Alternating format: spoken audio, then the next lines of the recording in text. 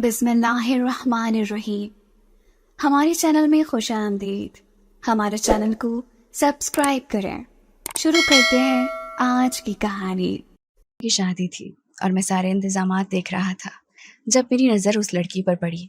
वो बहुत जल्दी जल्दी खाना खा रही थी, साथ साथ यहाँ वहाँ चोर नज़रों से देख रही थी। साथ वाली कुर्सी पर उसने अपना हैंड बैग रखा हुआ था और सबसे नज़र बचाकर वो इसमें वक्फे वक्फे से खाना डालती जा रही थी। मैं समझ गया कि वो मेरी बहन की शादी में मुफ्ता तोड़ने आई है। मैं खामोशी से जाकर उसके पीछे खड़ा हो गया। जब वो नान लपेट कर अपने बैग में रखने लगी तो मैंने उसका हाथ पकड़ लिया और ओए रजब यार, क्या कर रहा है तू? एक काम तुझसे ढंग से नहीं होता? कैटरिंग वालों को कॉल कर और पूछ अभी तक खाना क्यों नहीं पहुंचा। खाला शमीम ऐसे ही उठकर जा रही है, जानता तो है 100 बातें करेंगी, घर जाकर बिला वजह सबका मूड खराब करेंगी। अब्बू कह रहे हैं कि अगर 5 मिनट के अंदर अंदर खाना ना पहुंचा तो रजब की टांगें तोड़कर आग जलाऊंगा और उसी पर खाना बनेगा। मेरा दोस्त कम और दुश्मन ज्यादा हश्शाम मेरे कंधे पर हाथ रखकर मुझे मेरे अब्बा का संदेशा सुना रहा था, जबकि उसकी इस बात पर मैंने घूर कर उसे देखा।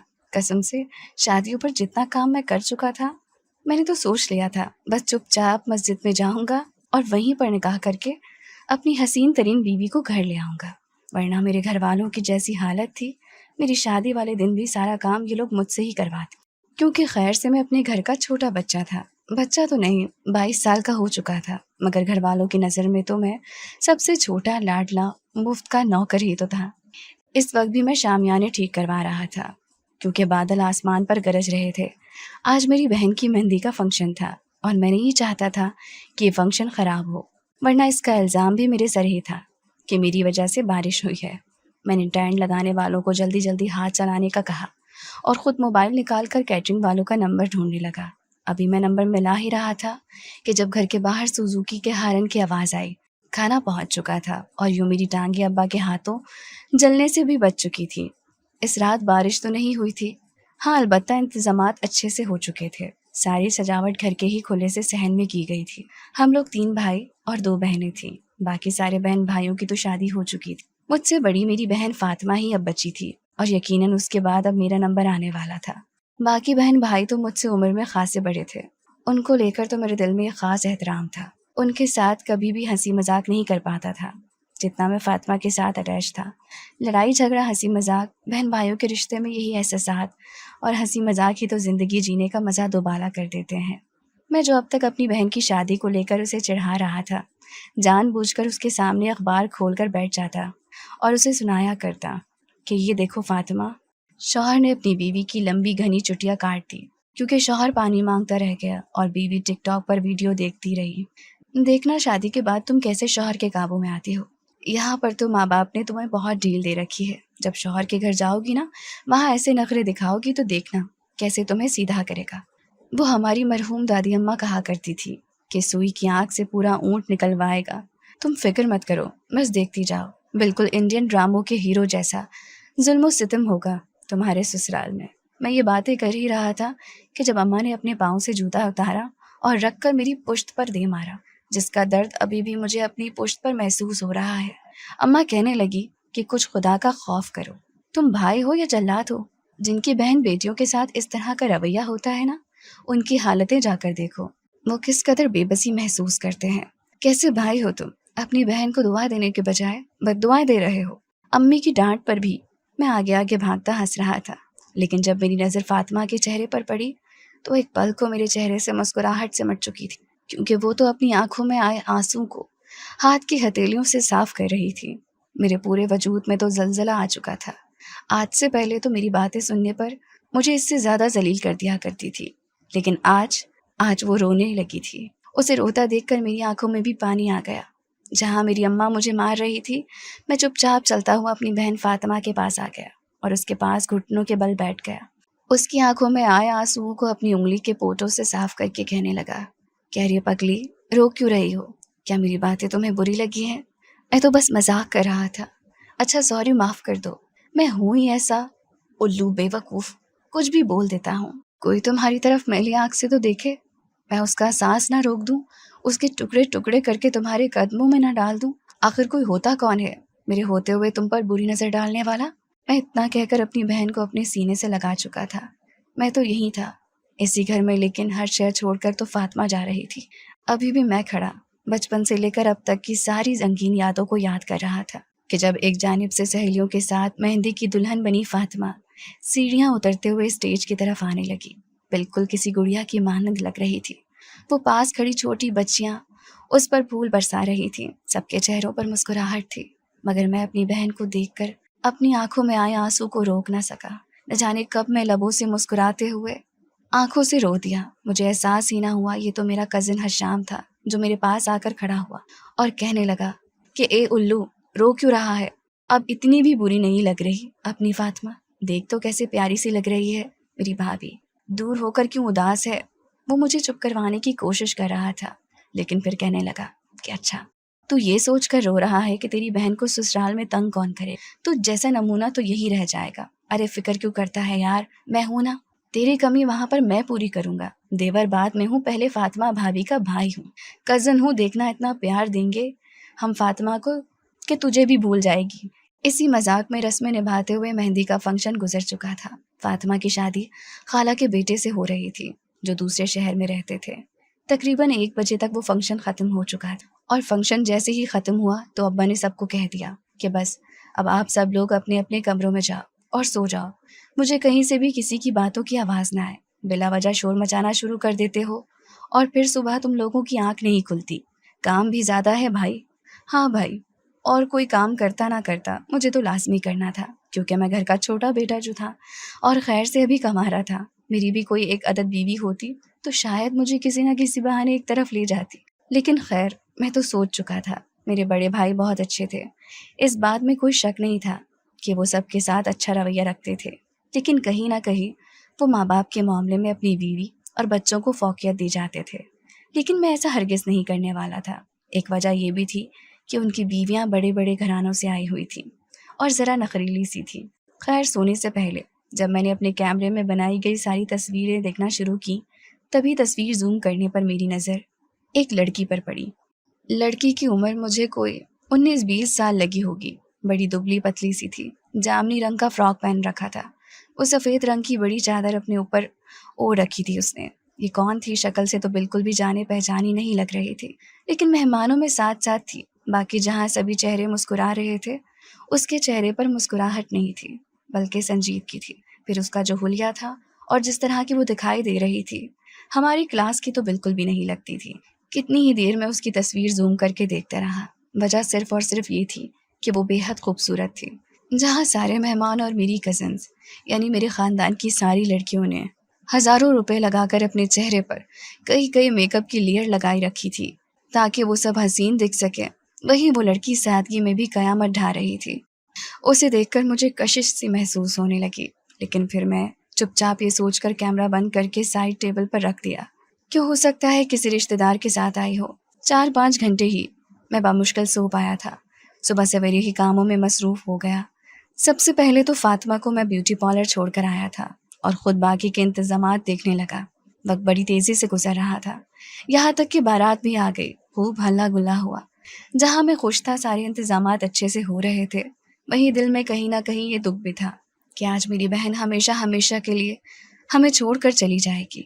और फिर जब वो इस घर में आएगी भी तो मेहमान बनकर। मैं जो महफिल में रौनक लगाया करता था, आज हर बात पर मेरी आंखों में नमी आ रही थी और मैं अपनी आंखों की नमी को छुपाने की नाकाम कोशिश कर रहा था। बहरहाल जिस पल मेरी बहन बड़े भाई के साथ दुल्हन बनकर अंदर दाखिल हुई तो सबकी नज़रें मेरी बहन के चेहरे पर मरकूज थीं। मैं तो दिल ही दिल में हज़ारों बलाएं अपनी बहन की सर की ले चुका था। वो बेहद हसीन लग रही थी और मैं अपनी जेब से 5-5 सौ के 2 नोट निकाल कर उसके सर से वार कर फेंक चुका था। अगले ही पल मुझसे मजीद बर्दाश्त ना हुआ तो मैं वहीं अपनी बहन के गले लगकर फूट फूट कर रोने लगा। मैं नहीं जानता था कि मैं इस कदर जज्बाती क्यों हो रहा हूँ, लेकिन शायद बहन और भाई का रिश्ता ही ऐसा होता है। हमें यूँ जज्बाती होता देखकर कई मेहमान थे जो अपनी आंखों में आए आंसुओं को साफ करने लगे। यह शाम ही था जिसने मुझसे उसे अलहदा किया था। कहने लगा, क्यों भाभी का मेकअप खराब कर रहे हो? अरे जानते भी हो मेरे भाई का 80,000 रुपया लगा है इस मेकअप पे, और तुम हो कि रुला रुला कर ख़राब किए जा रहे हो। पैसों की कदर करना सीखो। उसकी इस बात पर मैंने एक घूंसा उसके पेट में मारा था, लेकिन अगले ही पल उसकी इस बात पर फातिमा के चेहरे पर मुस्कुराहट सी आ चुकी थी اور سامنے اسٹیج پر جا کر بیٹھ چکی تھی، اور کچھ دیر بعد دلہے میاں یعنی مدثر بھائی بھی اس کے ساتھ آ کر بیٹھ چکے تھے۔ دونوں کی جوڑی چاند اور تارے کی جوڑی لگ رہی تھی۔ جب کھانا کھلنے کا وقت ہوا تو میرے ابا نے مجھے اشارہ کیا کہ ویٹر کو بلاؤ اور کھانا کھلوا دو۔ میرے ایک اشارے پر کھانا کھل چکا تھا، اور پھر یہ عورتیں، چونکہ ہمارے زیادہ تر رشتہ دار اور خاندانی طبقہ گاؤں کا رہنے والا تھا، ارے بھائی آرام سے بھی تو کھانا پینا کر سکتے تھے، مگر کہاں، عورتیں پلیٹیں اٹھا کر یوں بوفے پر ٹوٹ پڑی تھی جیسے دوبارہ ملے گا ہی نہیں۔ میں تو ایک طرف کھڑا ہو کر کہہ بھی چکا تھا کہ سب کو ملے گا، مفت میں ہی ملے گا، کم از کم آرام سے تو کھاؤ۔ وہیں دوسری طرف مووی والا کیمرہ لے کر سب کی ویڈیو بھی بنا رہا تھا۔ کچھ بوڑھی عورتیں جو پلیٹیں بھر بھر کر بریانی اور اوپر اسٹیم روسٹ رکھے جا رہی تھی، جیسے ہی کیمرے والے کو دیکھا تو فوراً اپنے دوپٹے سے منہ چھپا کر کیمرے والے کو ہی گالیاں دینے لگی کہ یہ کیا طریقہ ہے، عورتوں کی ویڈیو بنانے کا نہ جانے کہاں کہاں سے آ جاتے ہیں۔ میں اور حشام جو عورتوں کی یہ حالت دیکھ کر شرمندہ سے ہو رہے تھے، جیسے ہی میں نے پلٹ کر آس پاس دھیان دینا چاہا کہ تبھی میری نظر ایک مرتبہ پھر اس لڑکی پر پڑی تھی، وہی لڑکی جو گزشتہ روز مہندی کے فنکشن پر مجھے دکھائی دی تھی۔ 2-3 تصویروں میں وہ مجھے ہلکی سی جھلک کے طور پر دکھائی دی تھی، لیکن آج ایک مرتبہ پھر وہ میرے سامنے تھی۔ اس نے گزشتہ رات والا ہی فراک پہن رکھا تھا، جامنی رنگ کا، اور سفید رنگ کی چادر اوڑھ رکھی تھی۔ جس کرسی پر وہ بیٹھی تھی اس پر ہی رکھی ہوئی تھی۔ بالوں کو کھول کر کندھوں پر پھیلایا ہوا تھا۔ بال زیادہ گھنے اور لمبے نہیں تھے، بس کندھوں تک ہی آتے تھے۔ میک اپ کے نام پر بس ہلکی سی لپسٹک لگائی ہوئی تھی جو اس نے ہونٹوں پر لگا رکھی تھی۔ اس کے سامنے بریانی کی پلیٹ بھری ہوئی پڑی تھی، سالن بھی بہت وافر مقدار میں تھا، حالانکہ اس کے ساتھ کھانے والا اور کوئی موجود نہیں تھا۔ وہ آس پاس نظر دوڑاتی دیکھتی تیز تیز یوں کھانا کھا رہی تھی کہ آدھا کھانا اس کے منہ سے نکل کر باہر گر رہا تھا۔ یہ منظر دیکھ کر میں عجیب سا ہو گیا۔ باقی لوگوں میں اور اس میں زمین آسمان کا فرق تھا۔ میں اسے شک بھی نہیں ہونے دے رہا تھا، لیکن میری نظریں اس پر تھیں۔ جس قدر وہ خوبصورت تھی اتنی ہی بھوکی بھی لگ رہی تھی۔ اسے یوں کھانا کھاتے دیکھ کر تو دل ہی دل میں شرمندہ ہو رہا تھا میں، لیکن جو حرکت اس لڑکی نے کی، میرے تو 14 طبق روشن ہو چکے تھے۔ اس نے اسٹیم روسٹ کا ایک بڑا پیس اٹھایا اور بجائے منہ میں لے جانے کے سیدھا کرسی کے نیچے لے گئی۔ یقیناً اس نے وہاں پر کوئی بیگ رکھا ہوا تھا۔ میرے تو ہوش ہی گویا اڑ چکے تھے۔ اتنی پیاری خوبصورت لڑکی اور حرکتیں ایسی بھوکوں والی، میں تو اسے بڑا ہی اچھا اور شریف خاندان سے سمجھ رہا تھا، لیکن اس حرکت کے بعد میں کتنی دیر آنکھیں حیرت سے پھاڑے اسے دیکھتا رہا۔ لیکن وہ تو تیز تیز بریانی کھانے میں اور ساتھ بہانے سے چمچ سے ہی اپنے پاس موجود بیگ میں رکھے شاپر میں سارا کھانا ڈالنے میں لگی ہوئی تھی، اور آس پاس دیکھ کر مسکرا بھی رہی تھی، مگر اسے کہاں خبر تھی کہ وہ میری نظر میں آ چکی تھی۔ میں یوں ہی سیٹی بجاتا گنگناتا ہوا دھیرے دھیرے 2 ٹیبل سے گھوم کر اس کے پیچھے جا کر کھڑا ہو گیا۔ وہ اس بات سے انجان تھی۔ جیسے ہی اس نے نان کو لپیٹ کر بیگ میں رکھنا چاہا تو اگلے ہی پل میں نے اس کی نازک کلائی کو پکڑ لیا۔ بچ سے آج سے پہلے میں نے کسی صنف نازک کو چھوا تک نہیں تھا۔ یوں جب اسے ہاتھ لگایا تو پورے وجود میں ایک کرنٹ کی لہر دوڑی۔ میں اس کا ہاتھ پکڑ کر کھڑا کرسی کے ٹیک پر دوسرا بازو ٹکائے این اس کے کان کے قریب جا کر کہنے لگا، یہ کیا کر رہے ہو؟ مفت خور لڑکی، نہ جان نہ پہچان، میں تیرا مہمان۔ اس کا ہاتھ تو کہاں پہ جھکا تھا، نان اس کے ہاتھ سے چھوٹ کر خود ہی شاپر میں گرا تھا، جبکہ میری جان اس وقت نکلی جب اس نے تیزی سے پلٹ کر دیکھا۔ اتنے قریب سے دیکھنے پر مجھے معلوم پڑا کہ اس کی آنکھیں گہری سیاہ تھیں، بڑی بڑی آنکھیں۔ ایک پل تو ان میں کھونے میں مجبور ہو چکا تھا میں تو یہ بھی بھول چکا تھا کہ آس پاس کئی لوگ موجود ہیں، جن میں سے 2-3 کی تو مجھ پر نظر بھی پڑ چکی تھی۔ وہ کانپ کر فوراً کرسی سے کھڑی ہوئی۔ ایک لمحے کی بھی دیر کیے بغیر اس نے بیگ اٹھایا اور بغیر پیچھے مڑ کر دیکھے دوسری جانب سے نکل کر باہر جانے لگی۔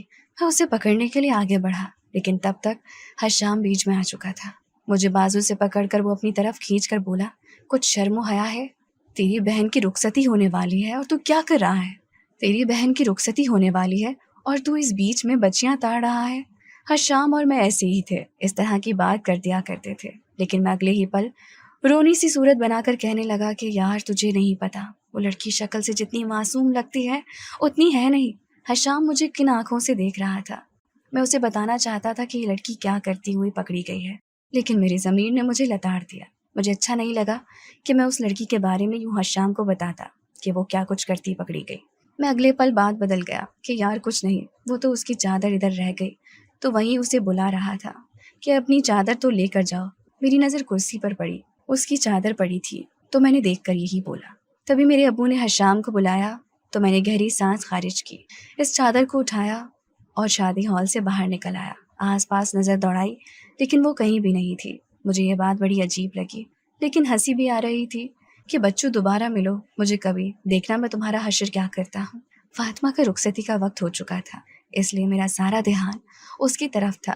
جس پل وہ میرے گلے آ کر لگی تو چند ہی سیکنڈ میں نہ جانے کتنے ہی مناظر، بچپن سے لے کر لڑکپن اور پھر جوانی تک، تمام تر شہزادی میری آنکھوں میں کسی فلم کی طرح لہرا گئی تھی۔ لیکن پھر بھی اس کے ماتھے پر لب رکھ کر میں نے اسے دعائیں دی کہ فکر مت کرنا، اگر کبھی بھی تمہیں میری ضرورت ہو، چاہے کیسا بھی وقت ہو، بس تم مجھے ایک آواز دینا، تمہارا بھائی دوڑا دوڑا تمہارے پاس چلا آئے گا۔ میری بہن اپنے ہم سفر کے ساتھ رخصت ہو کر جا چکی تھی اور میں کتنی دیر بچوں کی طرح بلک بلک کر روتا ہوا ایک طرف کھڑا اسے دیکھتا رہا۔ یہ میرے ماں باپ بھی تھے جنہوں نے مجھے سنبھالا تھا اور کہا تھا ویسے تو 24 گھنٹے اس سے لڑتا رہتا تھا، اسے چین نہیں لینے دیتا تھا، لیکن آج جب وہ چلی گئی ہے تو سب سے زیادہ رو بھی تم ہی رہے ہو۔ خیر وہ خوش تھی اور میں جانتا تھا کہ وہ یقیناً وہاں شگل لگا کر رکھے گی۔ ابو نے فوراً سے سارا سامان سمیٹنے کا حکم جاری کر دیا۔ میں ٹینٹ ورکر کے ساتھ مل کر سارا سامان سمیٹنے میں مدد کروا رہا تھا کہ جب میری نظر ایک جانب پڑی کرسی پر پڑی، اس پر وہی چادر رکھی ہوئی تھی، اسی لڑکی کی چادر۔ بے ساختہ میرے لبوں پر مسکراہٹ آ گئی وہ چادر دیکھ کر۔ میرے کس کام کی تو نہیں تھی، لیکن ایک یاد ہی سمجھ کر میں نے اس چادر کو اٹھا لیا اور پھر گھر آ کر اس چادر کو اپنے کمرے میں لے گیا۔ جب میں اس چادر کو دیکھتا مجھے بار بار وہ لڑکی یاد آتی، یہاں تک کہ اس کے بعد دعوتوں اور فیملی پکنک میں سب کچھ تو بھول ہی چکا تھا کہ میری ملاقات ایک لڑکی سے بھی ہوئی تھی۔ شادی کو تقریباً آدھا ماہ گزر گیا تھا۔ جب زندگی واپس معمول پر لوٹی تو میں ایک روز یونیورسٹی سے سیدھا فیکٹری جا رہا تھا۔ ابا نے خاص ڈانٹ کر بلوایا تھا کہ بہت کر لی آوارہ گردی، اب آ کر میرے ساتھ فیکٹری بھی دیکھو، پڑھائی کا بہانہ کر کے تم نے بہت وقت ضائع کر لیا ہے۔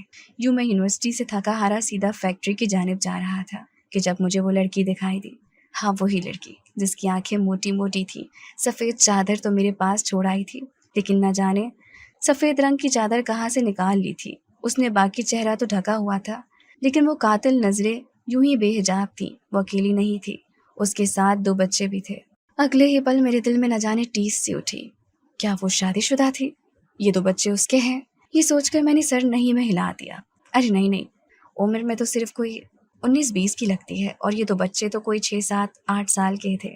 بھلا اتنی چھوٹی لڑکی کے اتنے بڑے بڑے بچے کیسے ہو سکتے تھے؟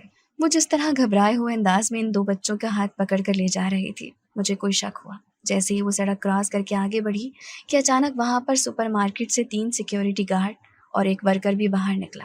آس پاس نظر دوڑا کر ڈھونڈتے ہوئے بڑھے تھے۔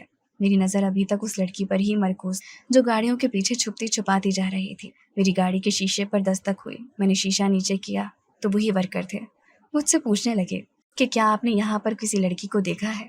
سفید چادر لی ہوئی تھی، بڑی بڑی آنکھیں ہیں، 2 بچے بھی ساتھ ہیں جنہوں نے ایک جیسے رنگ کے کپڑے پہن رکھے ہیں۔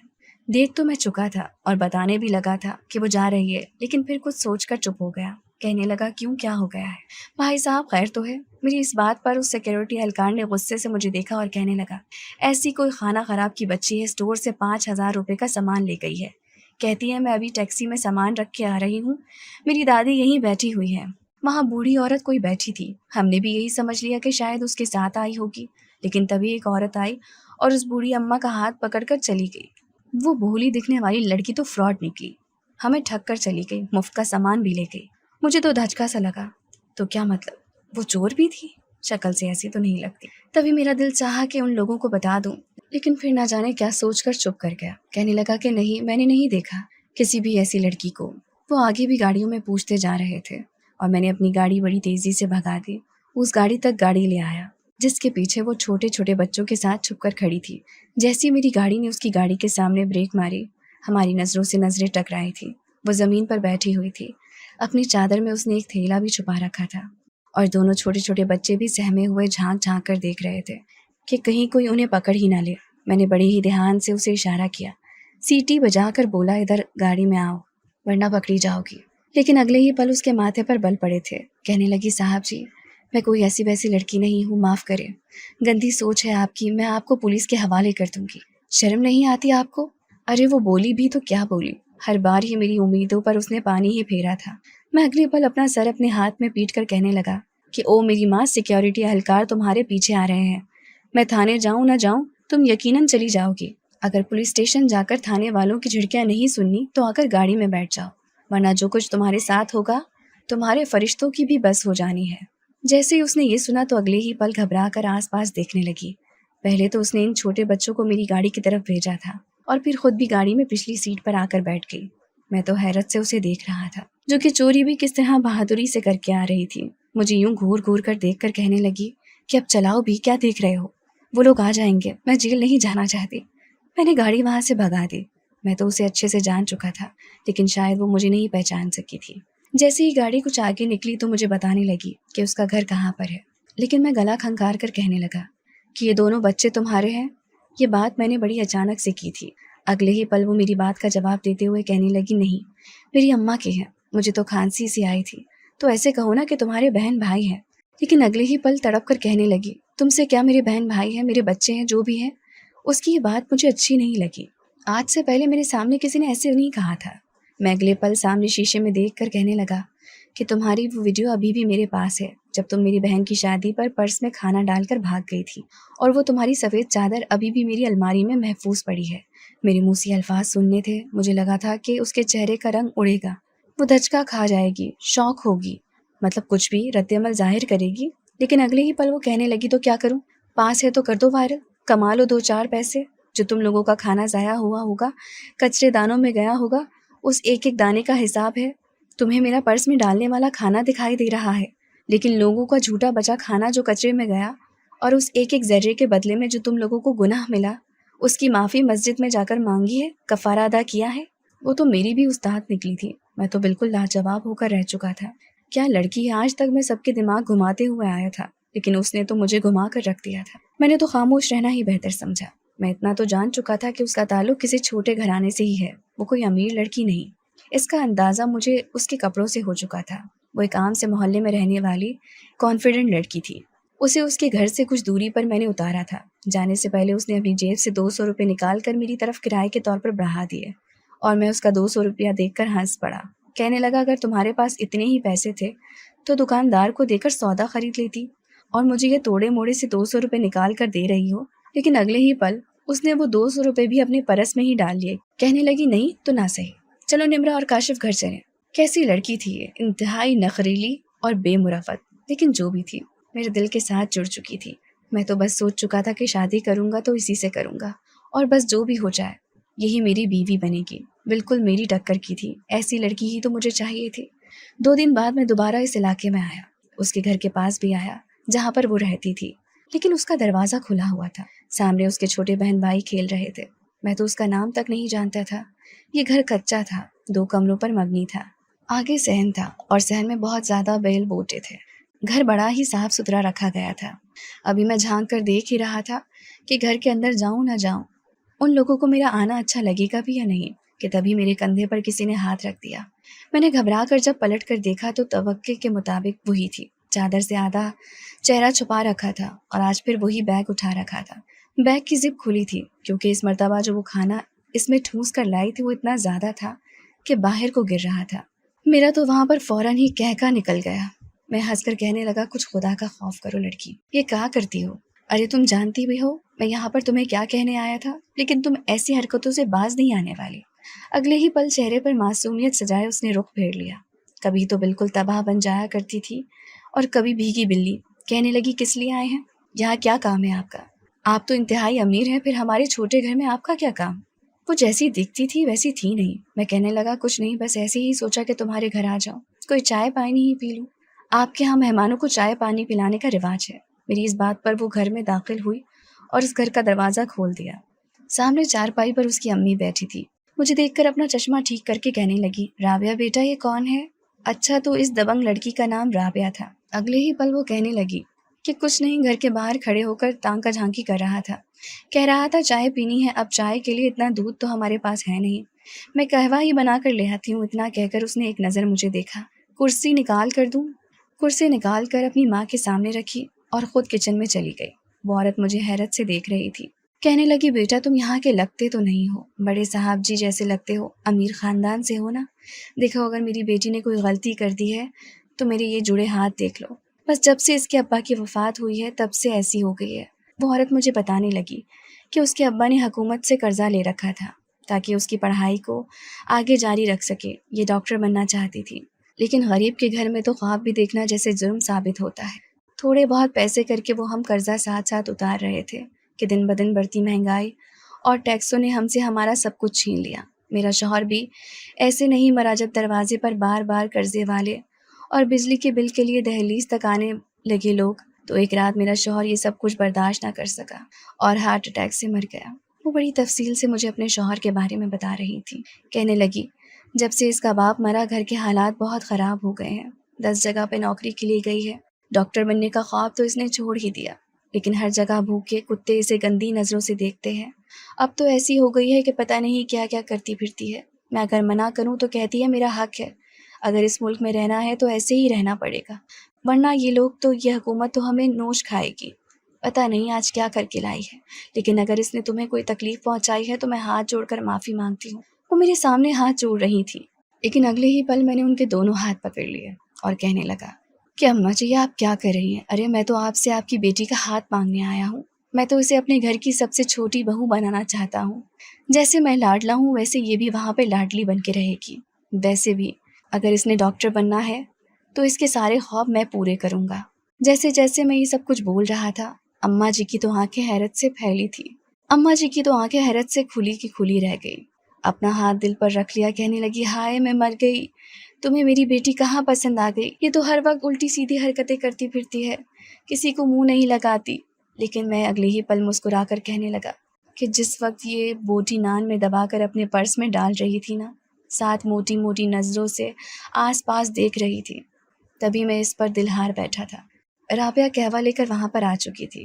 میں نے اس کے ہاتھ کے بنے قہوے کو دھیرے دھیرے چسکیاں لے کر پینا شروع کر دیا، ساتھ اس کی اماں سے باتیں بھی کر رہا تھا، جبکہ وہ گھور گھور کر مجھے دیکھ رہی تھی۔ آخر کار بول پڑی کہ جی آپ میری اماں سے اتنے فری کیوں ہو رہے ہیں؟ لیکن سیدھا سا جواب دیتے ہوئے میں بھی کہنے لگا کہ میری ہونے والی ساس ہے، اماں جی ہیں، میری مرضی میں جتنی بھی باتیں کروں، تمہیں کیوں جلن ہو رہی ہے؟ میری اس بات پر تو جیسے اس کے سر پر آسمان ٹوٹا تھا، اچھل کر کھڑی ہو گئی، کہنے لگی کیا کہے جا رہے ہو، ہوش میں تو ہو تم؟ میں اٹھا اور اس کے پاس گیا اور کہنے لگا دیکھو رابعہ، میں نہیں جانتا تم میرے بارے میں کیا سوچتی ہو کیا نہیں، لیکن مجھے بس اتنا پتا ہے کہ میں تم سے محبت کرتا ہوں اور اپنی آگے کی زندگی تمہارے ساتھ گزارنا چاہتا ہوں۔ یقین مانو ہم دونوں مل کر بہت شغل لگائیں گے۔ میں اسے جو سب کچھ بتایا جا رہا تھا وہ دیدے پھاڑ کر مجھے دیکھ رہی تھی، کہنے لگی کیا یہ کوئی مذاق ہے؟ میں نے کہا نہیں، یہ مذاق نہیں ہے بلکہ حقیقت ہے، میں تمہیں پسند کرتا ہوں اور تب سے ہی کرتا ہوں جب تمہیں پہلی مرتبہ دیکھا تھا۔ وہ خاموشی سے وہاں سے اپنے کمرے میں جا چکی تھی بغیر جواب دیے۔ کچھ روز بعد میں نے اپنی امی اور بھابھی کو بھی ان کے ہاں بھیجا۔ میری امی کو تھوڑی بہت پریشانی تھی کہ بڑی بہو اتنی امیر ہے اور چھوٹی بہو تم کیسے غیر برادری سے لا رہے ہو، لیکن میں نے انہیں سمجھایا کہ شادی کروں گا تو رابعہ سے ہی کروں گا، میرے بچوں کو دیکھنا آپ لوگوں کو نصیب نہیں ہوگا۔ آخرکار ماں باپ کا لاڈلا تھا سو وہ بھی مان گئے، کیوں جب میرا رشتہ بار بار رابعہ کی دہلیز پر گیا تو وہ بھی انکار نہ کر پائے۔ رابعہ نے شرط رکھی تھی کہ وہ سادگی سے نکاح کرنا چاہتی ہے، اگر ہماری شادی مسجد میں ہو تو زیادہ بہتر ہے۔ مجھے تو اپنے منہ سے نکلی ہوئی بات یاد آنے لگی جب میں نے کہا تھا کہ میں تو بس مسجد میں ہی نکاح کروں گا۔ میں نے اور رابعہ نے سادگی سے ہی مسجد میں نکاح کیا اور ولیمہ دھوم دھام سے کیا تھا۔ شادی کے بعد رابعہ کافی بدل چکی تھی، لیکن ایک معصوم روایتی بیویوں جیسی ہو چکی تھی۔ میں اسے شرارتیں کرنے کو کہتا، پہلے جیسے بننے کو کہتا تو کہتی کہ نہیں اماں نے سختی سے منع کیا ہے کہ اپنے شوہر کے آگے زبان مت چلانا، وہ جو بھی کہہ دے تم کچھ مت بولنا، کہیں تمہارے شوہر کو برا لگ گیا اور اس نے تمہیں چھوڑ دیا تو نہ جانے کیا ہوگا۔ رابعہ کو ایسا کیوں لگتا تھا، لیکن میں نے اسے بڑے پیار سے سمجھایا کہ نہیں رابعہ، میں باقی مردوں جیسا نہیں ہوں، تم میری محبت ہو، اور میں نے ایک ہنستی کھیلتی شرارتی سی رابعہ سے ہی شادی کی ہے۔ میں کہتا ہوں کہ وہ مرد بڑا خوش نصیب ہوتا ہے جس کی بیوی اس سے ڈرے بغیر بات کرتی ہے۔ دنیا کی نظر میں چاہے ان کا رشتہ جیسا بھی ہو، لیکن بند کمرے میں آنے کے بعد وہ دونوں میاں بیوی کم اور دوست زیادہ لگتے ہیں۔ کچھ ایسا ہی رشتہ میرا اور رابعہ کا بھی ہو چکا تھا، لیکن آج بھی ہم لڑنے پر آتے تو میں اتنی آگے نکل جاتی کہ یہ بھی نہ یاد رہتا کہ وہ میری بیوی ہے اور میں اس کا شوہر۔ جب ہماری لڑائی ہوتی ہے تو پورا گھر دیکھتا ہے، اماں سر پکڑ کر بیٹھ جاتی ہیں، بھابیاں بھی میری بیوی کو دیکھ دیکھ کر اپنے شوہروں سے یوں ہی لڑنے کی کوشش کرتی ہیں، لیکن اب کیا کیا جا سکتا ہے، हर कोई मेरे जैसा तो नहीं हो सकता जो अपनी बीवी को सराह। शादी के चंद दिन बाद ही सारे घर की जिम्मेदारी मुझ पर आ गई, क्योंकि बाबर की अम्मा सरकारी नौकरी करती थी। शादी से पहले मुझे इस बात का इल्म न था कि मेरी सास पेशे के एतबार से हेल्थ वर्कर हैं। सुबह को घर से निकली थकी हारी शाम को घर वापस आती। बाबर के बड़े भाई अपनी फैमिली के साथ ऊपर वाले पोर्शन में मुकीम थे। ज़ोहरा भाभी बहुत खामोश तबीयत की थी। अम्मा और ज़ोहरा भाभी की आपस में बनती भी ना थी। दोनों हर वक्त एक दूसरे के साथ लड़ने झगड़ने के लिए तैयार रहती थी। यही वजह थी कि ज़ोहरा भाभी हमारे पोर्शन में बहुत कम आती थी। अम्मा के चले जाने के बाद मैं सारा दिन घर में अकेली ही रहती थी। बाबर की एक बहन शगुफ्ता थी जो सबसे बड़ी थी। उनकी शादी को 10 साल गुजर गए थे, लेकिन वो अभी तक भी औलाद थी। वो भी इसी मोहल्ले में रहती थी। दिन में तो वो हमारे घर ना आती, लेकिन शाम को एक चक्कर जरूर लगाती थी। शाम को आने का मकसद ये होता था कि वो अपनी माँ से भी मिल सके, क्योंकि दिन के वक्त तो उनकी माँ घर पर नहीं होती थी। मैंने खुद को घर के काम काज में मसरूफ कर लिया था। फुर्सत के औकात में ज़ोहरा भाभी के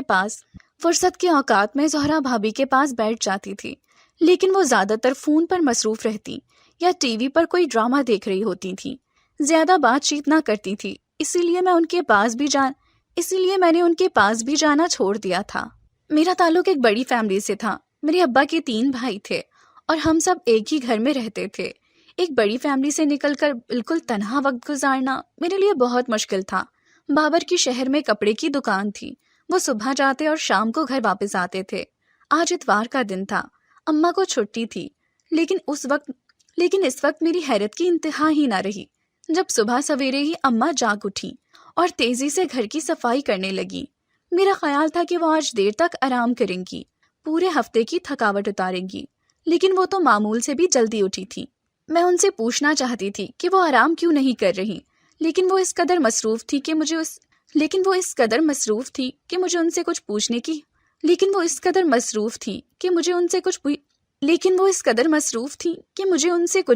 की हिम्मत ना हुई। अभी मैं नाश्ता बना रही थी कि मुझे बातों की आवाज सुनाई देने लगी। मैंने किचन से बाहर झांक कर देखा तो एक अधेड़ उम्र खातून अम्मा के साथ बातें करने में मसरूफ थी। अम्मा बहुत तेजी से उसे हिदायत दे रही थी। दरवाजे की बेल बजी तो अम्मा जल्दी से एक काले रंग की चादर में खुद को लपेटते हुए बरामदे में बिछी हुई चटाई पर बैठ गई। चटाई पर मुख्तलिफ डब्बे और टोकरियां रखी हुई थी। अम्मा हाथ में तस्बीह पकड़े आहिस्ता आहिस्ता कुछ पढ़ने में मसरूफ हो गई। जब 2 अजनबी खवातीन आते हुए दिखाई दी, उनके साथ वो औरत भी थी जिसके साथ थोड़ी देर पहले अम्मा बातें कर रही थी। अजनबी खवातीन में से एक बुजुर्ग औरत थी, जबकि दूसरी दरमियानी उम्र की बहुत पुरकशिश खातून थी। दोनों खवातीन इंतहाई अकीदत और एहतराम से अम्मा के सामने चटाई पर बैठ गईं। मेरे लिए ये सब कुछ बहुत हैरान कुन था। बाबर भी कमरे से बाहर ना आए थे। मैं नाश्ता बना चुकी थी। एक ट्रे में रखकर ही बेडरूम में ले गई। वो मेरा इंतजार ही कर रहे थे।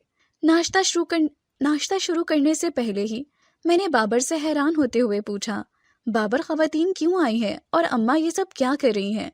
आज छुट्टी का दिन था तो मेरा ख्याल था कि अम्मा आराम करेंगी, लेकिन वो तो न जाने कब से जाग रही हैं। बाबर ने मेरी तरफ देखते हुए जवाब दिया, तुम्हें इस बात का इल्म नहीं है कि अम्मा छुट्टी वाले रोज भी बहुत मसरूफ होती हैं। शाम तक घर में खवातीन का आना जाना लगा रहता है। मेरा सवाल अभी भी अपनी जगह पर मौजूद था कि ये खवातीन क्यों आई हैं और अम्मा ये सब क्या कर रही हैं। इसलिए मैंने अपनी बात पर जोर देते हुए पूछा। बाबर ने संजीदगी से जवाब दिया कि अम्मा बेऔलादों का इलाज करती हैं। अपने हाथ से बनी जड़ी बूटियां मखसूस दवाएं अपने हाथ से बनी जड़ी बूटियों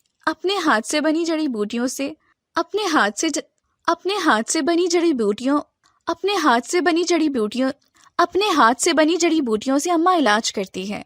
अपने हाथ से बनी जड़ी बूटियों से अम्मा ऐसी औरतों का इलाज करती हैं जो कि बेऔलाद होती हैं।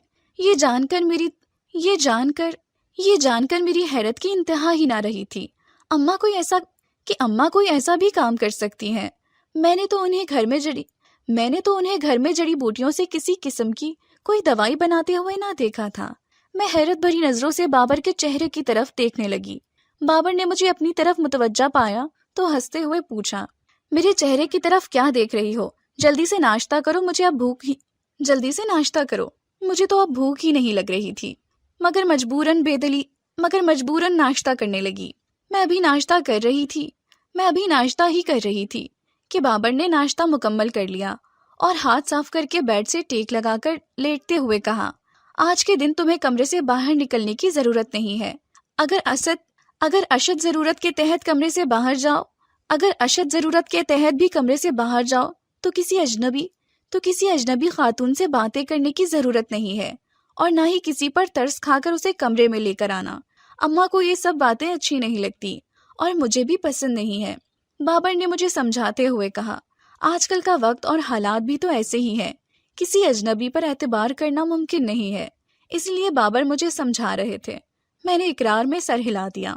میں اور بابر دیر تک باتیں کرتے رہے، پھر بابر نے کپڑے چینج کیے اور گھر سے باہر جانے کے لیے تیار ہو گئے۔ کمرے سے باہر نکلنے سے پہلے بابر نے مجھ سے کہا کہ برآمدے میں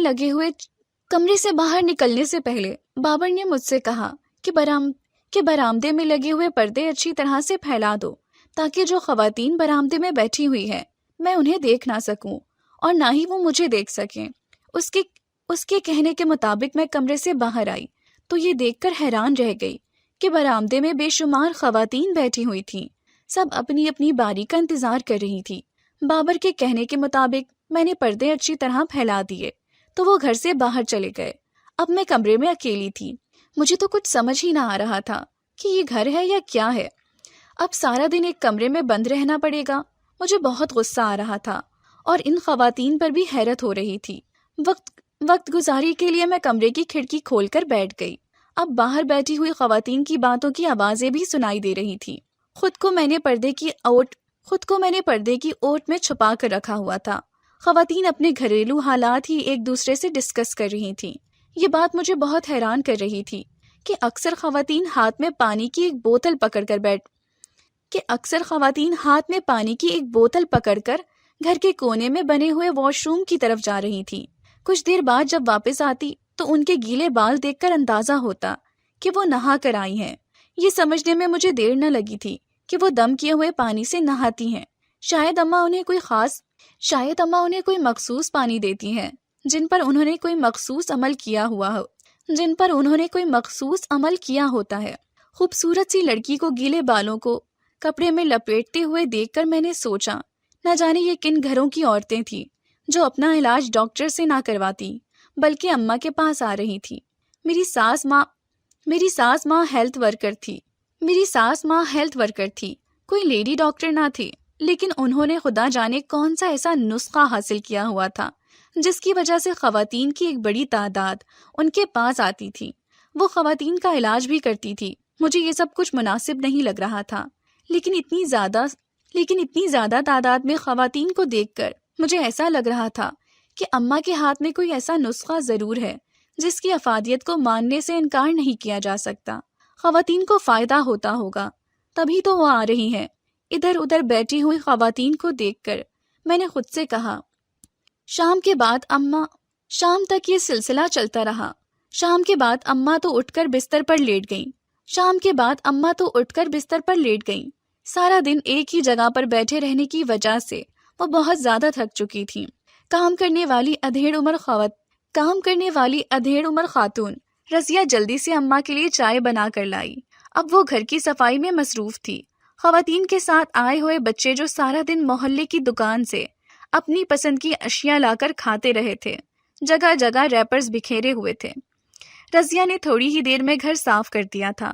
چائے پینے کے بعد اماں نے اپنے پاس رکھی ہوئی کپڑے کی تھیلی کا منہ کھولا تو میں دیکھ کر حیران رہ گئی۔ اس میں سے دکھائی دینے والے پیسے بہت زیادہ تھے۔ کچھ پیسے گن کر اماں نے رضیہ کو دے دیے۔ کچھ دیر بیٹھنے کے بعد رضیہ چلی گئی۔ شام ہو چکی تھی۔ بابر جب گھر آئے تو وہ رات کا کھانا لے کر آئے تھے۔ ان کے ہاتھ سے کھانے کے شاپر لے کر میں کچن میں چلی گئی تو وہ بھی کچن میں آ گئے۔ میری طرف دیکھ کر مسکراتے ہوئے کہنے لگے، میں جانتا تھا کہ سارا دن کمرے میں بند رہنے کی وجہ سے تم نے گھر کا کوئی کام نہ کیا ہوگا، یہاں تک کہ کچن کی صفائی بھی نہ کی ہوگی۔ اب اب اگر تم کچن کے برتن دھونے اور صفائی میں لگ جاتی تو کھانا بنانے میں دیر ہو جاتی، اسی لیے میں بازار ہی سے کھانا لے آیا ہوں۔ بابر کی طرف مسکرا کر دیکھتے ہوئے میں نے شکریہ ادا کیا۔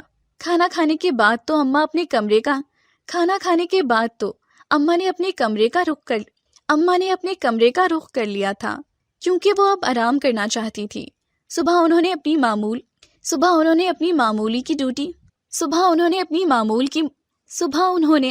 معمول کی ڈیوٹی سر انجام دینی تھی۔ مجھے اس بات کا اندازہ ہو رہا تھا کہ اماں بہت زیادہ محنت کرتی ہیں۔ اپنے کمرے میں آ کر میں نے بابر کی طرف دیکھتے ہوئے سنجیدگی سے کہا کہ اب آپ اچھی نوکری کر رہے ہیں، اپنی اماں سے کہہ دیں کہ وہ آرام کیا کریں۔ اس عمر میں انہیں آرام کی ضرورت ہے۔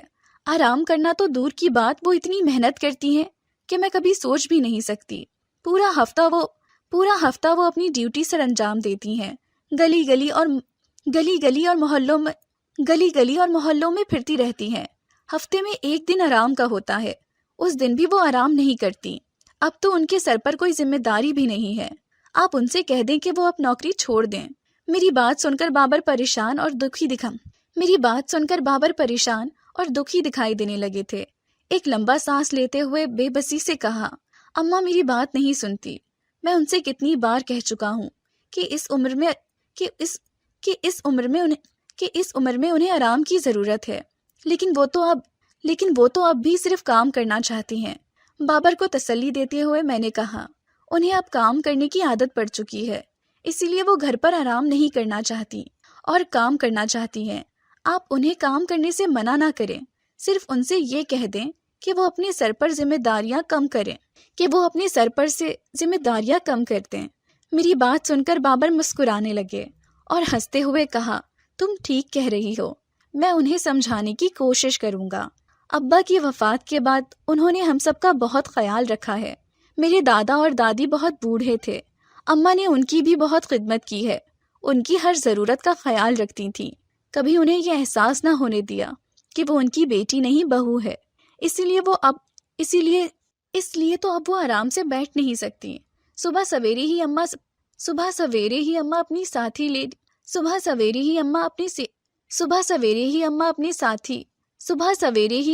ساتھی لیڈی ہیلتھ ورکر کے ساتھ گھر سے نکل گئی تھی۔ مجھے ان کی ہمت کو داد دینے کا جی چاہ رہا تھا۔ وہ واقعی ہی بہت محنتی عورت تھیں، میں نے کبھی انہیں تھکاوٹ کا شکار نہ دیکھا۔ بابر کے جانے کے بعد میں اپنی روزمرہ کے کاموں میں مصروف ہو گئی۔ خلاف توقع آج زہرا بھابھی ہمارے پورشن میں آ گئی تھیں۔ میں نے خوش دلی سے ان کا استقبال کیا اور ان سے باتیں کرنے لگی۔ تم نے دیکھ لیا نا کہ ہماری ساس کیسے لوگوں کو بے وقوف بناتی ہے۔ میں کتنی بار صابر سے کہہ چکی ہوں کہ اپنی ماں سے کہہ دیں کہ اب یہ ڈرامے بند کر دیں۔ زہرا بھابھی نے انتہائی نفرت بھرے لہجے سے کہا، میرا نہیں خیال کہ وہ کوئی ڈرامہ کرتی ہیں، آپ ایسا کیوں سمجھتی ہیں؟ بے شمار خواتین یہاں پر موجود تھیں جو اس بات کا ثبوت ہیں کہ اگر اماں ڈرامے کرتی ہیں یا کوئی فراڈ کرتی ہیں تو ان کے پاس خواتین کی اتنی زیادہ تعداد نہ ہوتی۔ زہرا بھابھی کی بات پر یقین کرنے سے انکار کرتے ہوئے میں نے کہا، میری طرف تنزیہ نگاہوں سے دیکھتے ہوئے زہرا بھابھی نے کہا، مجھے یقین تھا کہ تم میری بات پر یقین نہیں کرو گی۔ اگر وہ اتنی بڑی عالمہ ہے یا کوئی مخصوص نسخہ ان کے پاس ہے تو وہ اپنی بیٹی شگفتہ کو کیوں نہیں دیتی؟ تم نے ان سے یہ نہیں پوچھا کہ شگفتہ کی شادی کو 10 سال ہو چکے ہیں، وہ ابھی تک بے اولاد ہے، اس کا علاج کیوں نہیں کرتی؟ زہرا بھابھی کی بات سن کر میں بھی سوچنے پر مجبور ہو گئی۔ یہ بھی حقیقت تھی کہ اماں کی اپنی اکلوتی بیٹی اولاد جیسی نعمت سے محروم تھی، تو وہ اس کا علاج کیوں نہیں کرتی؟ مجھے خاموش دیکھ کر زہرا بھابھی ہنسنے لگی اور ہنستے ہوئے کہا، اب اگر تمہیں کچھ سمجھ نہ آئے تو پھر تمہاری عقل پر افسوس ہی کیا جا سکتا ہے۔ یہ کہہ کر وہ چلی گئی۔ میں سارا دن ان کی کہی گئی باتوں کے بارے میں سوچتی رہی۔ مجھے تو کچھ سمجھ ہی نہ آ رہا تھا۔ شام سے کچھ پہلے اماں کی واپسی ہوئی۔ میں سارا دن ان کی کہی گئی باتوں کے بارے میں سوچتی رہی۔ مجھے تو کچھ سمجھ نہ آ رہا تھا۔ شام سے کچھ پہلے اماں کی واپسی ہوئی تو میں نے انہیں جلدی سے چائے بنا کر دی۔ وہ ابھی چائے پی رہی تھی کہ شگفتہ آ گئی۔ شگفتہ کو دیکھ کر ہنستے ہوئے اماں نے کہا، اچھا ہوا تم آ گئی ہو، میں ابھی تمہارے بارے میں ہی سوچ رہی تھی۔ اماں کے قریب بیٹھتے ہوئے ہی سنجیدگی سے شگفتہ نے جواب دیا، میں تو کل بھی آپ سے ملنے کے لیے آنا چاہ رہی تھی، لیکن آپ کے اماں کے قریب بیٹھتے ہوئے ہی سنجیدگی سے شگفتہ نے جواب دیا، میں تو کل بھی آپ سے ملنے کے لیے آنا چاہ رہی تھی، لیکن آپ کے منع کرنے کی وجہ سے ہی میں نہ آ سکی۔ میں جانتی تھی کہ گھر میں خواتین کا رش لگا ہوگا، ایسے میں آپ مجھے گھر میں دیکھ کر غصہ ہو جاتی۔ اماں اور شگفتہ آپس میں باتیں کر رہی تھیں۔ میں شگفتہ کے لیے بھی چائے لے آئی۔ شگفتہ آج بہت خاموش اور اداس دکھائی دے رہی تھی۔ شگفتہ کے چہرے کی طرف دیکھتے ہوئے اماں نے پوچھا، آج تم بہت خاموش ہو اور اداس بھی لگ رہی ہو، سب خیریت ہے نا؟ طاہر کی صحت ٹھیک ہے؟ اماں کا سوال سن کر شگفتہ رونے لگی تو ہم دونوں حیران ہو کر اس کی طرف دیکھنے لگ گئیں۔ اس نے روتے ہوئے جواب دیا کہ کیا ٹھیک ہو سکتا ہے، آپ خود ہی سوچ کر بتائیں کہ 10 سال ہو چکے ہیں میری شادی کو، لیکن ابھی تک میری گود خالی ہے۔ طاہر کب تک انتظار کرے گا؟ اس کی ماں اٹھتے بیٹھتے یہ مشورہ دے رہی ہے کہ میں کبھی ماں نہیں بن سکوں گی، وہ ہمیشہ بے اولاد ہی رہے گا، طاہر کو دوسری شادی کر لینی چاہیے۔ آپ خود ہی بتائیں ان حالات میں خوش کیسے رہا جا سکتا ہے؟ شگفتہ کی بات سن کر اماں نے بے بسی سے آنکھیں بند کر لیں اور کہا، تم اپنی ساس اور شوہر دونوں کو سمجھانے کی کوشش کرو کہ وہ اللہ تعالیٰ کے شریک بننے کی کوشش نہ کریں۔ اولاد، زندگی اور موت کسی کے اختیار انسان کے ہاتھ میں نہیں۔ کسی کے اختیار میں نہیں ہے، انسان کے ہاتھ میں یہ سب کچھ بالکل نہیں۔ پھر وہ کسی انسان کو کیسے قصوروار ٹھہرا سکتے ہیں؟ چائے کا کپ میز پر پٹکتے ہوئے شگفتہ نے کہا، میں ان سے یہ باتیں بار بار کرتی ہوں، لیکن وہ میری کسی بات پر کان نہیں رکھتے اور مجھ سے یہ ضرور پوچھتے ہیں کہ جب تمہاری ماں دنیا بھر کی بے اولاد عورتوں کا علاج کرتی ہے تو وہ تمہارا علاج کیوں نہیں کر رہی؟ اب آپ خود ہی بتائیں میں انہیں کیا جواب دوں؟ شگفتہ کا لہجہ انتہائی غصیلا تھا۔ میں نے تم سے پہلے بھی کہا تھا اور اب بھی کہہ رہی ہوں کہ تمہیں علاج کی کوئی ضرورت نہیں ہے، جب اللہ تعالیٰ نے چاہا وہ تمہیں اولاد دے دے گا۔ بار بار میرے سامنے یہ بات مت کیا کرو کہ تمہیں کیوں سمجھ نہیں آتی۔ شگفتہ کے غصے کو نظر انداز کرتے ہوئے اماں نے کہا۔ ایک لمبا سانس لے کر شگفتہ اپنے غصے کو کنٹرول کرنے کی کوشش کر رہی تھی۔ دونوں ہاتھوں سے سر تھام کر بیٹھ گئی اور اماں کی طرف دیکھتے ہوئے غصے سے کہا، آپ مجھے پاگل سمجھتی ہیں، ہر بار یہی جواب دیتی ہیں کہ مجھے علاج کی ضرورت نہیں ہے۔ اب ان باتوں سے میرے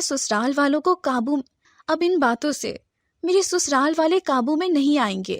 میں ایک بات آپ کو سچ سچ کہہ رہی ہوں، اگر طاہر نے دوسری شادی کر لی تو میں خودکشی کر لوں گی، لیکن آپ کے گھر واپس نہیں آؤں گی۔ میں نہیں جانتی کہ آپ کو مجھ سے کیا دشمنی ہے، کس چیز کا بدلہ مجھ سے لے رہی ہیں۔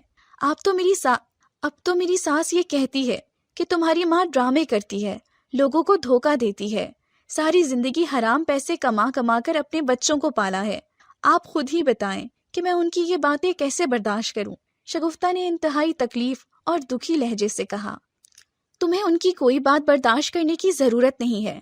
اگر وہ تمہیں برا بھلا کہیں تو منہ توڑ جواب دے دیا کرو، لیکن میرے بارے میں وہ جو بھی باتیں کرتے ہیں انہیں کرنے دو، مجھے کوئی فرق نہیں پڑتا۔ اماں نے لاپرواہ انداز سے کہا۔ شگفتہ بہت غصے میں تھی، اس لیے جلدی سے اٹھ کر باہر چلی گئی۔ وہ اب گھر واپس جا رہی تھی۔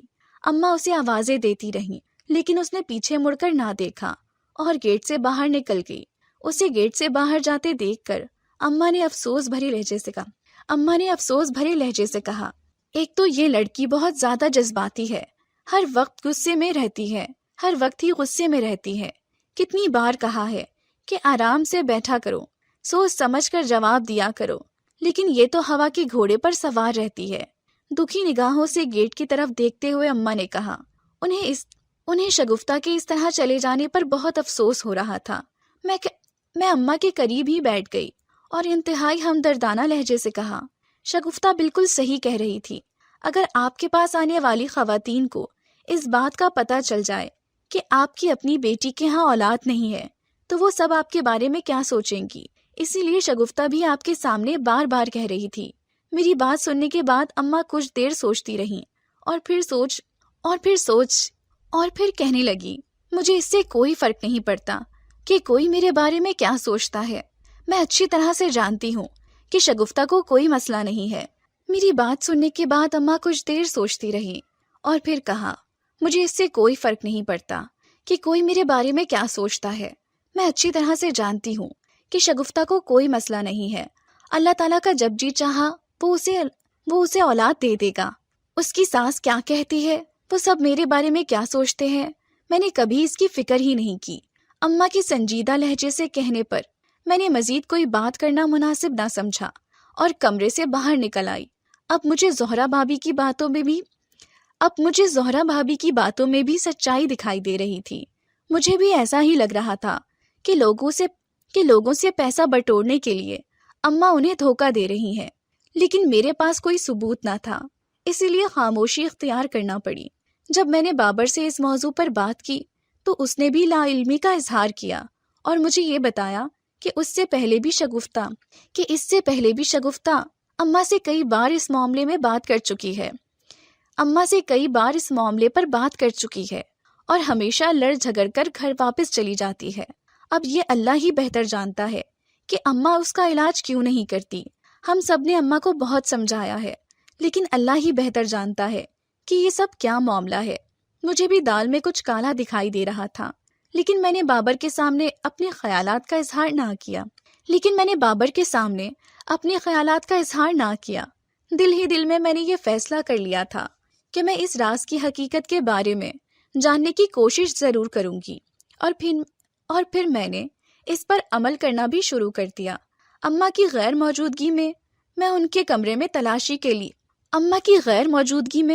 میں نے اماں کے کمرے کی تلاشی لی، لیکن مجھے وہاں کوئی خاص چیز نہ ملی کیونکہ ان کے کمرے کی الماری بند تھی اور اسے تالا لگا ہوا تھا۔ مجھے اس بات کا یقین تھا کہ اس کی چابی اماں کے پاس ہی ہوگی۔ اس بند الماری میں کیا رکھا ہوا تھا اس کا مجھے ہرگز بھی علم نہ تھا۔ اپنے کمرے کی الماری کی چابی سے میں نے اماں کی الماری کھولنے کی کوشش کی، لیکن کوئی کامیابی حاصل نہ ہوئی۔ مایوس ہو کر میں اپنے کمرے میں آ گئی۔ مجھے یقین تھا کہ اگر میں اس الماری کو کھولنے میں کامیاب ہو جاتی تو اماں کی حقیقت کے بارے میں پتہ چل جاتا، وہ لوگوں سے فراڈ کر رہی تھی یا سچ میں ان کے پاس کوئی علم تھا۔ میں نے ہمت نہ ہاری اور اب کسی ایسے موقع کی تلاش میں تھی جہاں اس الماری کی چابی میرے ہاتھ میں لگ جائے اور میں حقیقت کے بارے میں جان سکوں۔ شگفتہ 2 دن تک ہمارے گھر نہ آئی، وہ اماں سے ناراض ہو کر گئی تھی۔ 2 دن کے بعد اماں جب اپنی ڈیوٹی سے واپس لوٹی تو انہوں نے فون کر کے شگفتہ کو گھر آنے کے لیے کہا۔ تھوڑی دیر بعد ہی شگفتہ ہمارے گھر آ گئی، لیکن پچھلی بار کی طرح اس بار بھی بہت پریشان اور اداس تھی۔ اماں نے اس سے کچھ بھی نہ پوچھا، لیکن وہ خود ہی اپنے گھریلو حالات کے بارے میں بتانے لگی۔ اب اس کی ساس جلد سے جلد اس کے شوہر کی دوسری شادی کرنا چاہتی ہیں تاکہ وہ اسے خوش دیکھ سکیں، تاکہ وہ اپنے بیٹے کو خوش دیکھ سکیں۔ شگفتہ نے اب پہلے کی طرح ہنسنا اور بولنا بھی چھوڑ دیا تھا۔ وہ اس سب کا قصوروار اماں کو سمجھ رہی تھی۔ بات بات پر اماں سے لڑتی اور رونے لگ جاتی تھی۔ اس کی حالت دیکھ کر ہی اندازہ لگایا جا سکتا تھا کہ وہ اس وقت ذہنی طور پر کن حالات سے گزر رہی ہے۔ اس لیے اماں کی کسی بات کا برا نہ منا رہی تھی اور نہ ہی اسی لیے اماں اس کی کسی بھی بات کا برا نہیں مان رہی تھی اور نہ ہی اسے کچھ کہہ رہی تھی۔ وہ روتے ہوئے اپنی دل کی بھڑاس نکالتی رہی اور پھر تھوڑی دیر کے بعد اٹھ کر اپنے گھر واپس چلی گئی۔ اس کے جانے کے بعد اماں نے بے بسی سے اپنا سر تھام لیا۔ ان کی آنکھوں سے آنسو بہہ نکلے تھے جنہیں وہ مجھ سے چھپانے کی کوشش کر رہی تھی۔ ان کے قریب بیٹھ کر میں نے انہیں تسلی دیتے ہوئے کہا کہ آپ کیوں پریشان ہو رہی ہیں؟ وہ اس وقت شدید پریشان تھی، اسی لیے آپ سے لڑ جھگڑ کر واپس چلی گئی ہے۔ اماں نے اپنا چہرہ کپڑے کی مدد سے صاف کیا اور بے بسی سے میری طرف دیکھتے ہوئے کہا، کیا ایسا ممکن ہے کہ کوئی ماں اپنی بچی کی خوشیاں نہ چاہتی ہو؟ میں بھی یہی چاہتی ہوں کہ میری بیٹی اپنے گھر میں بہت خوش رہے اور پرسکون زندگی گزارے۔ لیکن وہ تو خود ہی پرسکون نہیں رہنا چاہتی. تم ہی بتاؤ کہ میں کیا کروں. اماں کے لہجے میں دکھ بول رہا تھا جسے میں نے محسوس کر لیا تھا، اس لیے جلدی سے کہا، اس بات کا مجھے یقین ہے کہ آپ انہیں خوش دیکھنا چاہتی ہیں. وہ بھی اس بات کو سمجھتی ہیں کہ آپ کو ان سے کوئی دشمنی نہیں ہے، لیکن بات پھر وہی ہے کہ آپ لوگوں کا علاج کرتی ہیں. آپ کی وجہ سے لوگوں کے گھروں میں خوشیاں ہیں، تو آپ کی بیٹی خوشیوں سے کیوں محروم ہے؟ آپ اس کا علاج بھی کر دیں، آپ اس کا علاج بھی کر دیں. میں نے اماں کی طرف دیکھتے ہوئے سنجیدگی سے کہا. میری بات سن کر وہ بے بسی سے میری طرف دیکھنے لگی اور مسکراتے ہوئے کہا، جب کوئی انسان اختیار رکھتا ہے تو اس کی یہی خواہش ہوتی ہے کہ وہ سب سے زیادہ اپنے گھر والوں کو آسانی عطا کرے. عام انسانوں کی طرح میں بھی یہی چاہتی ہوں کہ میری بیٹی اور بیٹا دونوں زندگی میں کامیاب رہیں، کبھی کوئی مسئلہ یا تکلیف ان کے قریب نہ آئے. لیکن یہ سب معاملے اللہ کے ہاتھ میں ہیں، میرے اختیار میں کچھ نہیں ہے.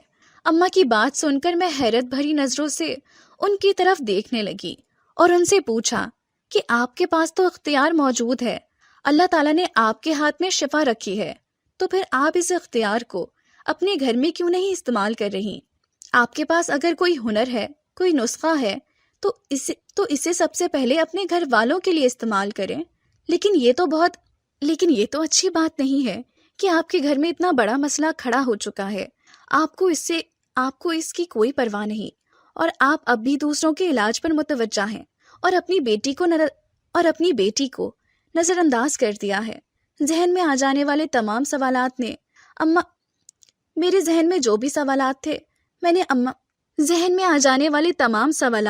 میں نے اماں کے سامنے رکھ دیے تھے. سر جھکائے اماں کچھ دیر خاموش بیٹھی رہیں. جب انہوں نے سر اٹھا کر دیکھا تو میں بھی حیرت زدہ رہ گئی. ان کی آنکھوں میں آنسو بھر آئے تھے، ان کی آنکھیں آنسوؤں سے تر تھیں، ان کی آنکھوں سے آنسو بہہ رہے تھے. ان کی یہ حالت دیکھ کر میری دل کو تکلیف ہوئی تھی. شاید میرے الفاظ سے انہیں تکلیف پہنچی ہے اور وہ دکھی ہو گئی ہیں. ان کے چہرے کی طرف دیکھتے ہوئے میں نے شرمندگی سے نگاہیں جھکا لی. مجھے نگاہیں جھکاتا دیکھ کر وہ تھوڑا سا مسکرائیں اور میری طرف دیکھ کر کہنے لگی، تم نے جو کچھ کہا بالکل ٹھیک کہا ہے، اس میں کچھ بھی غلط نہیں ہے. مجھے سب سے پہلے اپنے گھر کو دیکھنا چاہیے، لیکن تمہیں شاید علم نہیں ہے کہ میں کتنی مجبور ہوں. میرے ہاتھ بندھے ہوئے ہیں. اگر میں مجبور نہ ہوتی تو کبھی اپنی بیٹی کو اس گھر سے مایوس نہ بھیجتی. اماں انتہائی بے بسی سے کہہ رہی تھی. مجھے خود پر غصہ آ رہا تھا کہ میں نے ایسی بات کیوں کی، لیکن اب پچھتاوے کے سوا کوئی راستہ نہ تھا، کیونکہ الفاظ واپس نہیں آ سکتے. اماں کھوئے ہوئے لہجے میں مجھے بتانے لگی کہ میری نانی بہت نیک اور پرہیزگار خاتون تھی، ہر وقت باوضو رہتی اور عبادت کرتی رہتی تھی. میں اگر اپنے بچپن کو یاد کروں تو مجھے اپنی دادی صرف عبادت کرتے ہوئے ہی دکھائی دیتی ہیں. میں نے اپنی ماں سے پوچھا کہ نانی ہر وقت سفید کپڑوں میں ملبوس عبادت کرتی رہتی ہے، کیا انہیں اور کوئی کام نہیں ہے؟ اماں کھوئے ہوئے لہجے میں مجھے بتانے لگی کہ میری نانی بہت نیک اور پرہیزگار خاتون تھی، ہر وقت باوضو رہتی اور عبادت کرتی رہتی. میں اگر اپنے بچپن کو یاد کروں تو مجھے اپنی نانی صرف عبادت کرتے ہوئے ہی دکھائی دیتی. میں نے اپنی ماں سے پوچھا کہ نانی ہر وقت سفید کپڑوں میں ملبوس عبادت کرتی رہتی ہیں، کیا انہیں اور کوئی کام نہیں ہے؟ جس پر میری ماں نے مجھے مسکراتے ہوئے بتایا تھا کہ جس گھر میں وہ سب رہ رہے ہیں وہاں پر ایک رشتہ دار نیک بزرگ رہتے ہیں جو اللہ تعالیٰ کے بہت قریب ہیں، جنہیں یہ پسند نہیں کہ اس گھر میں شور کیا جائے یا کسی بھی قسم کی کوئی بدنظمی یا بے ترتیبی ہو. وہ اس بات پر بھی خفا ہو جاتے ہیں کہ گھر میں عبادت کا کوئی انتظام نہیں کیا جاتا. یہی وجہ ہے کہ نانی اماں ہر وقت باوضو اور عبادت میں گزار دیتی. تب مجھے کچھ سمجھ نہ آیا. اتنی گہری باتوں کو اس وقت مجھے کچھ بھی سمجھ نہ آیا. اتنی گہری باتوں کو میں کیسے سمجھ سکتی تھی؟ ان بزرگوں نے نانی اماں سے خوش ہو کر انہیں ایک ایسا جادوئی نسخہ عطا کیا تھا جس سے وہ بے اولاد جس سے وہ بے اولاد جوڑوں کا علاج کرتی تھیں۔ وہ روحانی بزرگ جو رشتے میں نانی اماں کے دور پار کے رشتے دار تھے، انہوں نے جب یہ نسخہ اور روحانی وظائف نانی اماں کو دیے تب ایک پابندی عائد کی تھی کہ یہ سب کچھ خدمت خلق کے طور پر کرنا ہے، یہ سب وہ اپنے فائدے کے لیے استعمال نہیں کر سکتے۔ نانی اماں نے ان سے یہ وعدہ لیا تھا کہ وہ اس نسخے اور روحانی وظائف کو کبھی اپنے فائدے کے لیے استعمال نہیں کریں گی۔ نانی اماں کے بعد میری اماں جلد ہی اس دنیا سے وفات پا گئی تھی۔ تب میری عمر 16 برس تھی۔ 2 سال بعد ہی میری شادی ہو گئی۔ مرنے سے پہلے نانی اماں اپنی یہ ذمہ داری مجھے سونپ گئی تھی، لیکن ان کے کہنے کے مطابق میں اسے اپنے فائدے کے لیے استعمال نہیں کر سکتی۔ تو پھر تم خود ہی بتاؤ کہ میں شگفتہ کا علاج کیسے کر سکتی ہوں، جبکہ میں نے وعدہ کیا ہوا ہے کہ اس سے صرف دکھی انسانیت کی ہی خدمت کرنی ہے۔ اماں کے لہجے میں بے بسی تھی۔ اب مجھے احساس ہو گیا تھا کہ وہ نوکری کیوں نہ چھوڑ رہی تھی، کیونکہ وہ اپنی محنت سے اپنی زندگی گزار رہی تھی، ہاتھ پر ہاتھ رکھ کر کچھ نہ کر سکتی تھی۔ مجھے اپنے آپ سے شرمندگی محسوس ہو رہی تھی کہ میں نے ان کے بارے میں کیا کچھ غلط سوچا، جبکہ وہ تو انتہائی نیک اور شریف عورت تھیں۔ مجھے آپ کی مجبوری سمجھ آ گئی ہے، لیکن آپ شگفتہ کی ماں ہیں، اس کے لیے دعا تو کر سکتی ہیں اور اسے اپنی مجبوری کے بارے میں بھی تو بتا سکتی ہیں۔ میں نے مشورہ دیتے ہوئے کہا میں نے اسے کئی بار سمجھانے کی کوشش کی ہے، لیکن اسے میری بات سمجھ نہیں آتی۔ لیکن تم نے ٹھیک کہا کہ میں اس کے لیے دعا کروں۔ میں اس کے لیے ہر وقت دعا کرتی ہوں۔ مجھے امید ہے کہ اللہ تعالیٰ جلد ہی اس کی امید پوری کر دے گا، اگر وہ صبر کرے گی اور اللہ تعالیٰ سے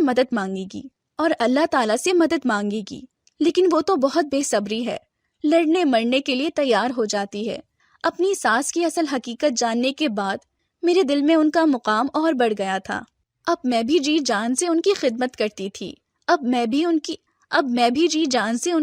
کرتی تھی اور کوشش کرتی تھی کہ انہیں میری طرف سے کوئی تکلیف نہ ہو۔ ایک روز شام کے وقت شگفتہ گھر داخل ہوئی تو بہت خوش دکھائی دے رہی تھی۔